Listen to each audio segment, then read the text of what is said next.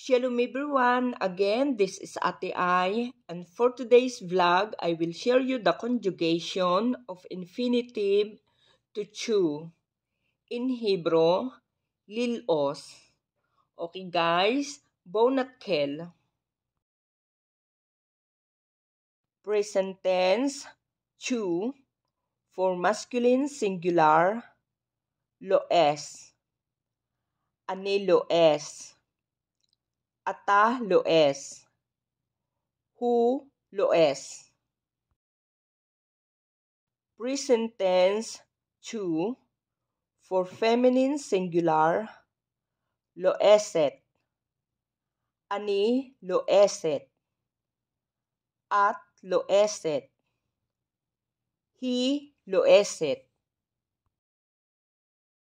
Present tense, chew, for masculine plural or mixed gender, loasim. Anachnu loasim.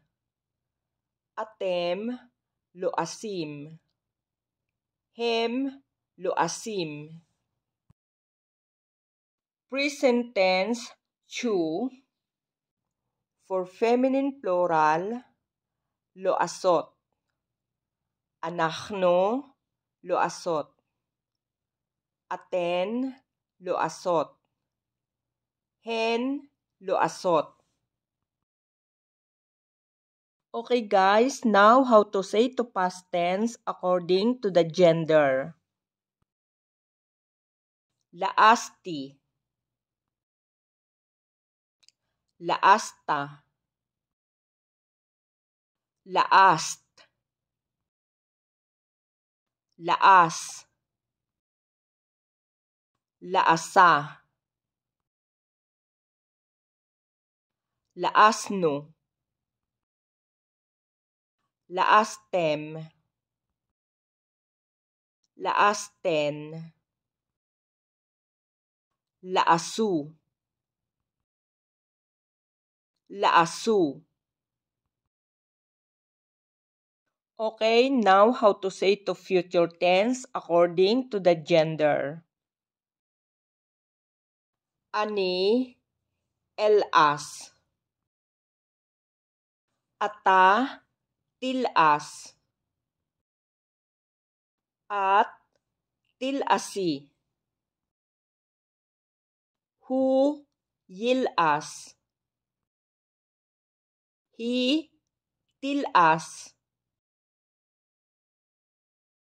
Anachnu, nilas. Atem, tilasu. Aten, tilasna. Hem, yilasu. Hen, tilasna. Okay guys, now I will give you the imperative or the command.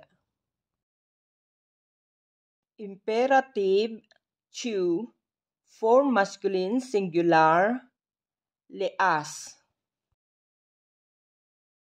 Imperative, chew, for feminine singular, laasi.